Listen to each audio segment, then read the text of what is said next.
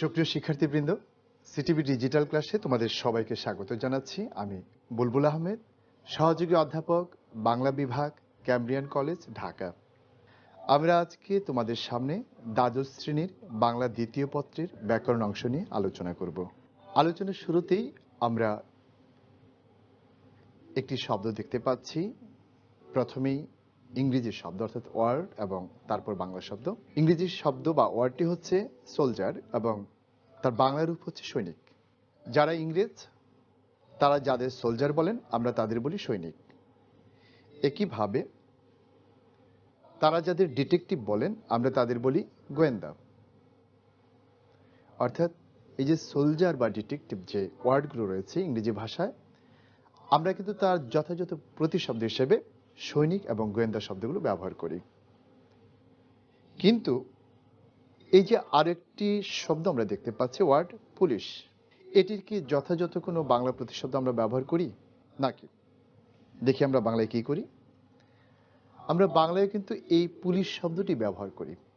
আমরা সোলজারের ক্ষেত্রে দেখেছি তার একটি বাংলা প্রতিশব্দ রয়েছে, ডিটেকটিভের ক্ষেত্রে দেখেছি বাংলা প্রতিশব্দ রয়েছে, কিন্তু পুলিশ যেটি তারও কিন্তু বাংলা প্রতিশব্দ আমরা বলতে পারি পুলিশকেই।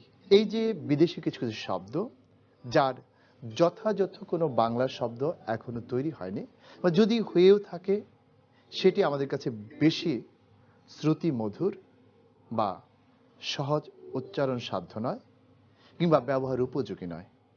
এই যে বিদেশি যে শব্দগুলো আমরা ব্যবহার করি সেই শব্দগুলোকে কি বলা হয় নিশ্চয়ই তোমাদের মনে আছে। হ্যাঁ, সেই শব্দগুলোকে বলা হয় পারিভাষিক শব্দ। এবং এই পুলিশের সূত্র ধরেই আমরা আজকে আমাদের পাঠ ঘোষণা করতে যাচ্ছি। আমাদের আজকের পাঠ হচ্ছে পারিভাষিক শব্দ। আমরা ইতোমধ্যে পারিভাষিক শব্দের একটি পর্ব সমাপ্ত করেছি, আজকে হচ্ছে আমাদের দ্বিতীয় পর্ব। পর্বের শুরুতে আমরা জেনে নিচ্ছি আমাদের আজকের শিক্ষণফল। আমাদের আজকের শিক্ষণফল হচ্ছে পাঠ শেষে শিক্ষার্থীরা গুরুত্বপূর্ণ অথচ বিভ্রান্তিকর কিছু পারিভাষিক শব্দের উদাহরণ উল্লেখ করতে পারবে। ভুল হতে পারে এমন কিছু গুরুত্বপূর্ণ পারিভাষিক শব্দের উদাহরণ বলতে পারবে এবং গুরুত্বপূর্ণ কিছু সাধারণ পারিভাষিক শব্দের উদাহরণ উল্লেখ করতে পারবে। আমরা এবার চলে যাচ্ছি আমাদের পূর্ব পাঠে, অর্থাৎ গত ক্লাসে আমরা পারিভাষিক শব্দের কোন কোন বিষয়গুলো পড়েছিলাম সেটি জেনে নেব। আমরা আমাদের পূর্বের ক্লাসে প্রথমেই জেনেছিলাম পারিভাষিক শব্দ কাকে বলে, তারপর জেনেছিলাম পারিভাষিক শব্দের প্রয়োজনীয়তা এবং সেই সাথে জেনেছিলাম পারিভাষিক শব্দের কিছু উদাহরণ। এবার আমাদের নতুন পাঠ।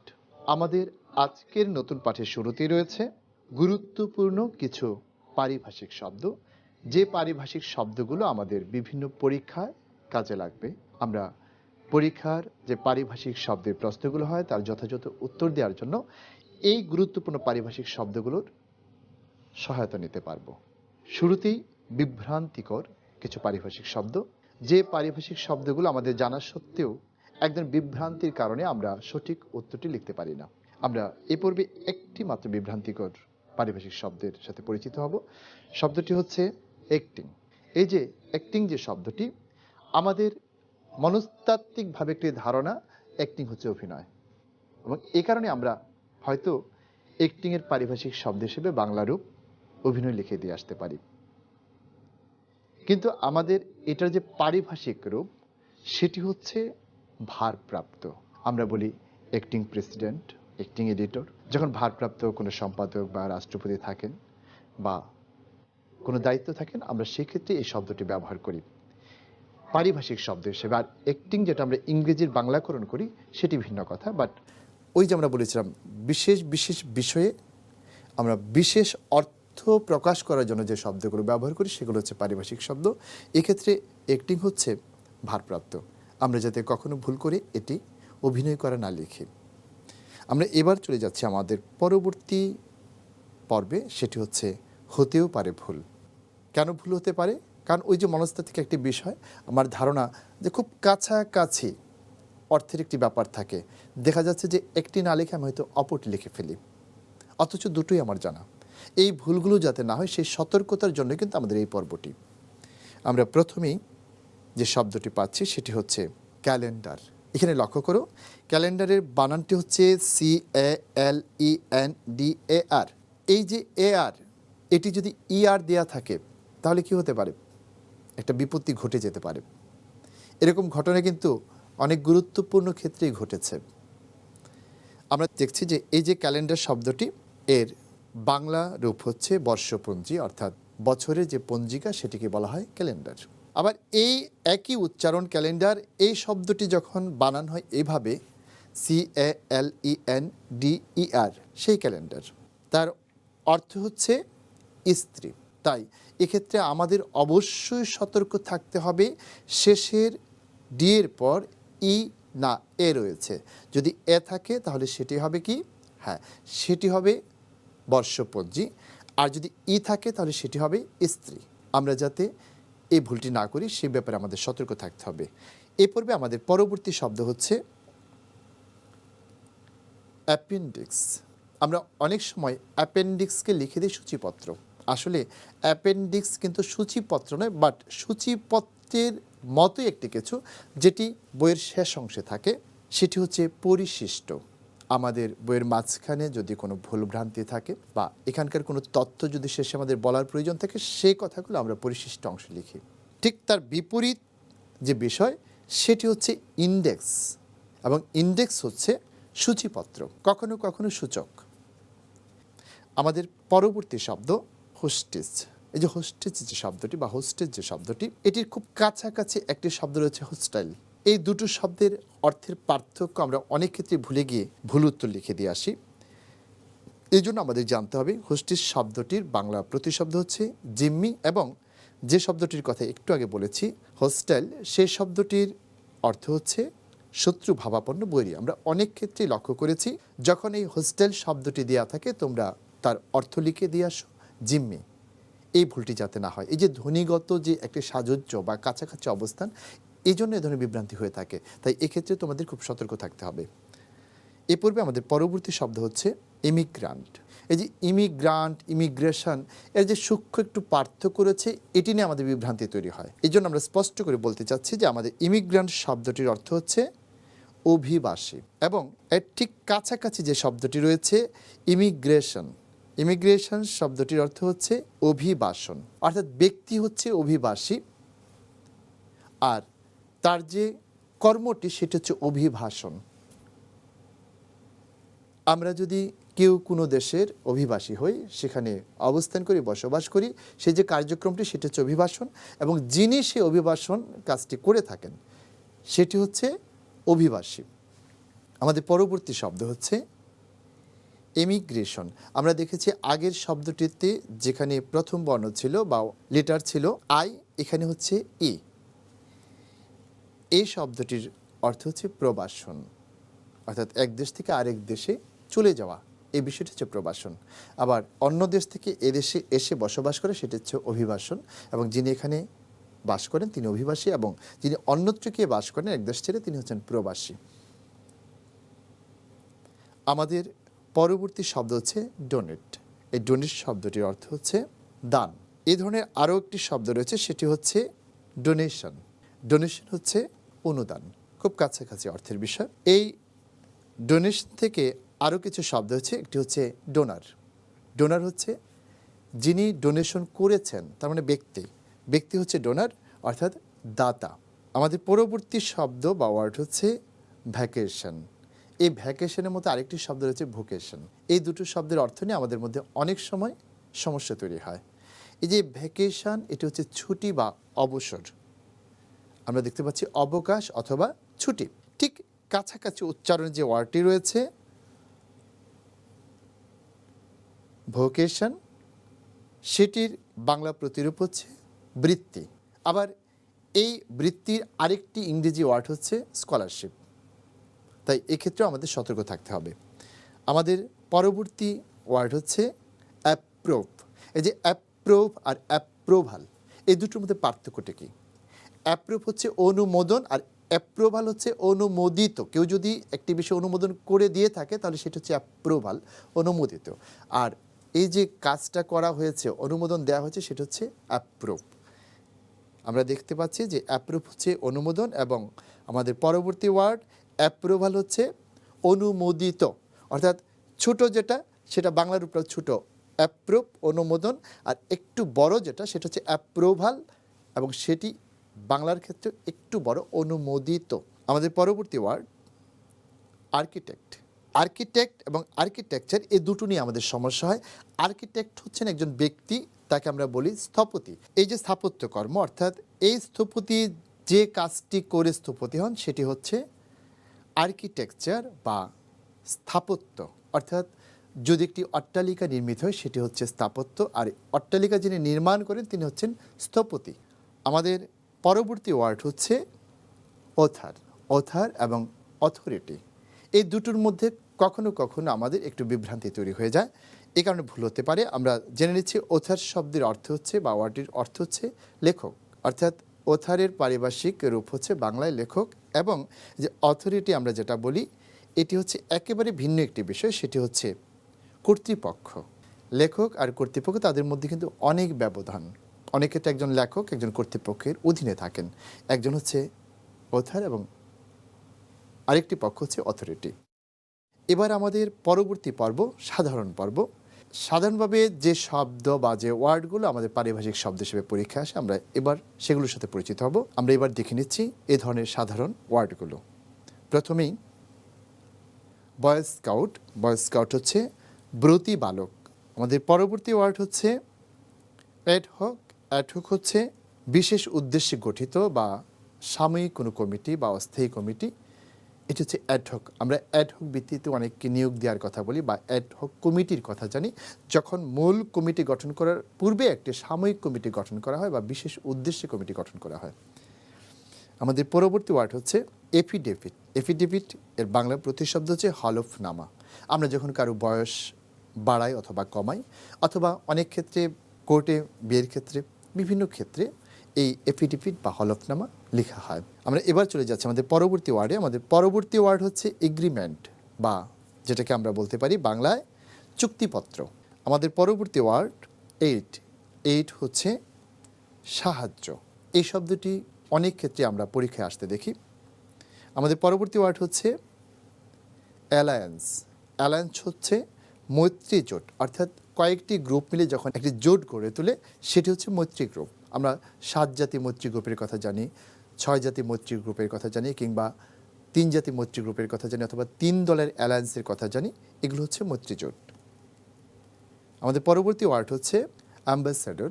অ্যাম্বাসেডর শব্দটির সাথে আমরা অনেকেই পরিচিত, এটি হচ্ছে রাষ্ট্রদূত। আমরা এখানে একজন রাষ্ট্রদূতের ছবি দেখতে পাচ্ছি। আমাদের পরবর্তী ওয়ার্ড হচ্ছে আসেলাম। অ্যাসেলাম শব্দটির বাংলা রূপ হচ্ছে আশ্রম। আমাদের পরবর্তী ওয়ার্ড হচ্ছে বেল। বেল শব্দটির সাথে আমরা পরিচিত, অনেকে ভুল করতে পারে অবশ্য, যে যখন ছুটির ঘন্টা বাজানো হয় সে বেলের কথা বলতে পারে। এই বেল হচ্ছে জামিন, যেটি আদালত থেকে দেওয়া হয় বা কখনো কখনো থানা থেকেও দেওয়া হয়।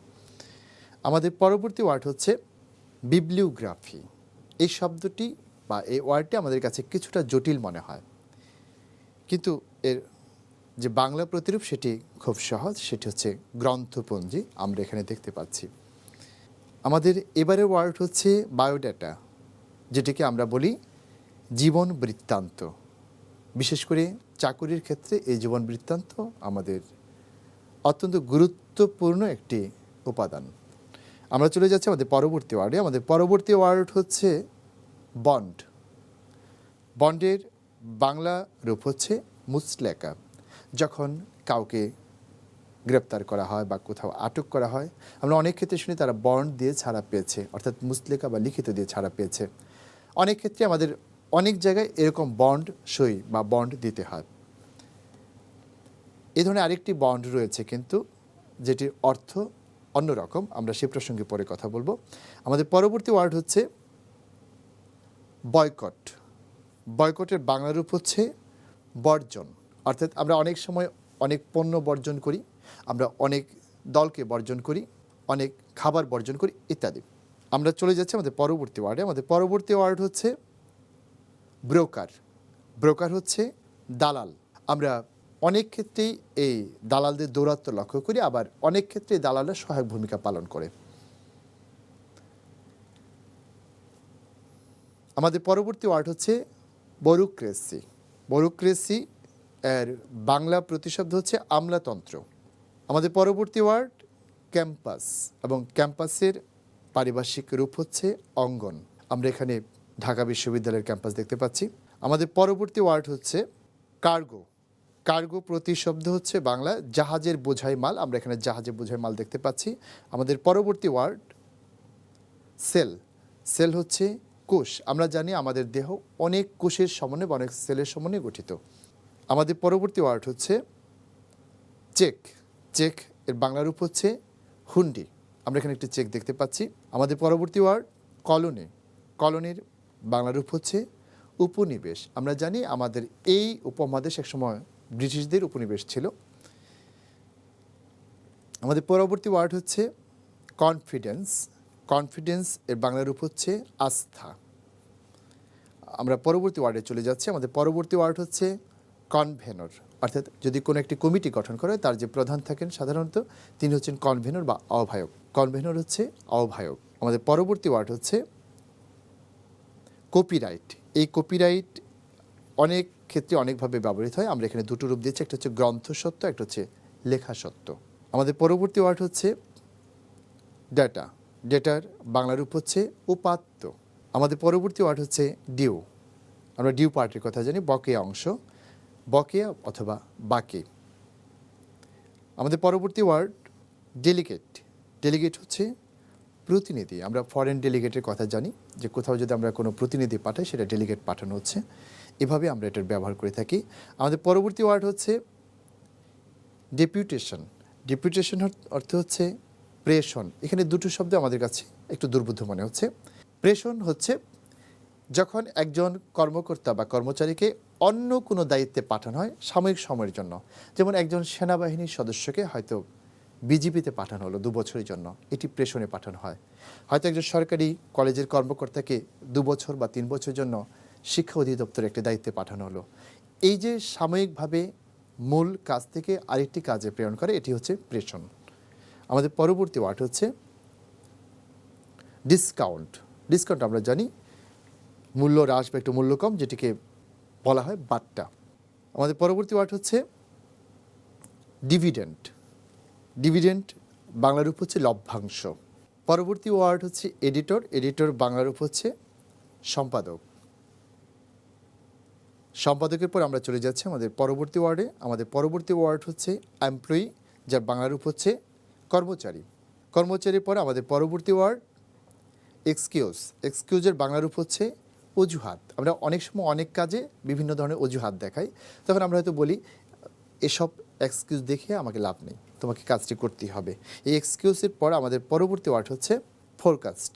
আমরা অনেকেই এই শব্দটির অর্থের সাথে পরিচিত। এটা হচ্ছে আবহাওয়া, আর ফোরকাস্ট রিপোর্ট মানে আবহাওয়ার যে তথ্য সেটি। আমরা চলে যাচ্ছি আমাদের পরবর্তী ওয়ার্ডে।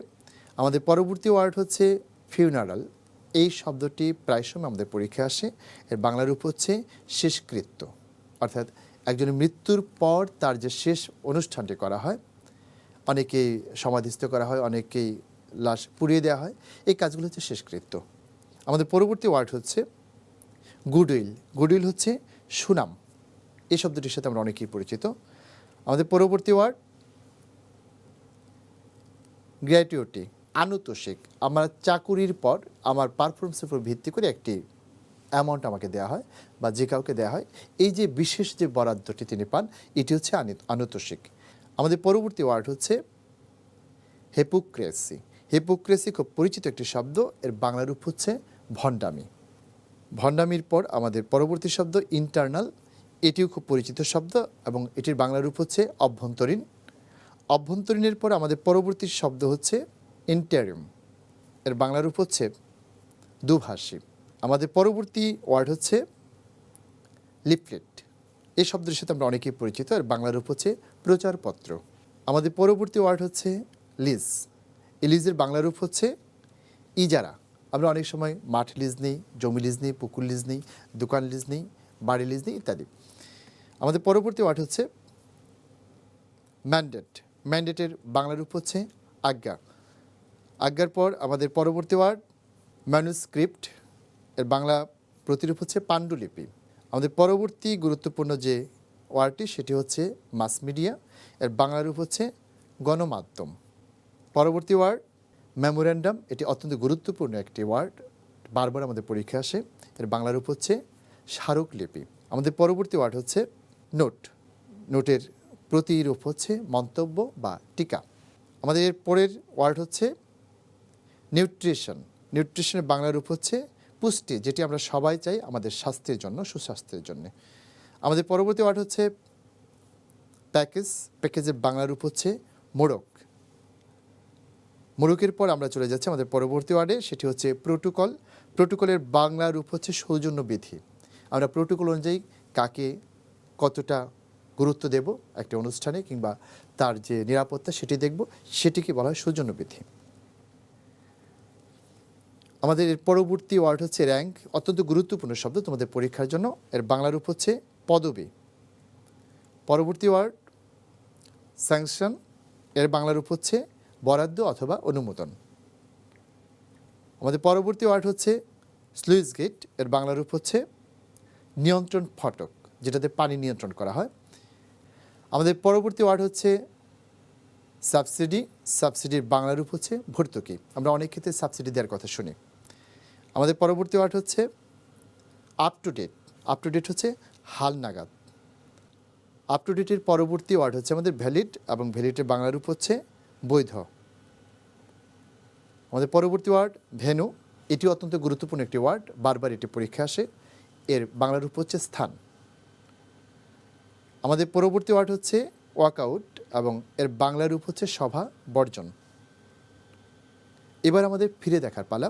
আমরা আজকের ক্লাসে যা যা শিখলাম তা হচ্ছে গুরুত্বপূর্ণ অথচ বিভ্রান্তিকর কিছু পারিভাষিক শব্দের উদাহরণ, ভুল হতে পারে এমন কিছু গুরুত্বপূর্ণ পারিভাষিক শব্দের উদাহরণ, এবং গুরুত্বপূর্ণ কিছু সাধারণ পারিভাষিক শব্দের উদাহরণ। এবার দলীয় কাজ। আমাদের আজকের দলীয় কাজ হচ্ছে পারিভাষিক শব্দ লিখো। প্রথমেই শাপলা দল, অ্যাডমিশন, এক্সপার্ট এবং লিপিয়ার। এবার দোয়েল দল, তোমাদের জন্য আমাদের আজকের ওয়ার্ড হচ্ছে ইরিগেশন, এডিটর এবং ভ্যালিড। এবার আমাদের মূল্যায়ন পর্ব। আমাদের আজকের মূল্যায়ন পর্বে একটি মাত্র প্রশ্ন রয়েছে। প্রশ্নটি হচ্ছে পারিভাষিক শব্দ লিখো, যে কোনো 6টি। শব্দগুলো হচ্ছে ক্যালেন্ডার, অটোনোমাস, বেসিক পে, ডিট, ইনকোয়ারি, ফিকশন, গোডাউন, প্রিন্সিপাল এবং লিমিটেড। এই 9টি শব্দ থেকে যে কোনো 6টি শব্দের পারিভাষিক রূপ লিখতে হবে। এবার আমাদের বাড়ির কাজ। আমাদের আজকের বাড়ির কাজ হিসেবে রয়েছে তোমার দৈনন্দিন জীবনে ব্যবহৃত যে কোনো 5টি পারিভাষিক শব্দের বাংলা রূপ লিখো। এই বাড়ির কাজের মধ্য দিয়ে আমাদের সময় হলো বাড়ি যাওয়ার। তোমাদের সাথে আমাদের আবারও দেখা হবে পড়ালেখা নিয়ে আগামী কোনো ক্লাসে। ততক্ষণ পর্যন্ত তোমরা সবাই ভালো থাকো, সুস্থ থাকো, এবং এতক্ষণ আমাদের সাথে থাকার জন্য তোমাদের সবাইকে অসংখ্য ধন্যবাদ জানিয়ে আজকের মতো এখানে শেষ করছি। আল্লাহ হাফেজ।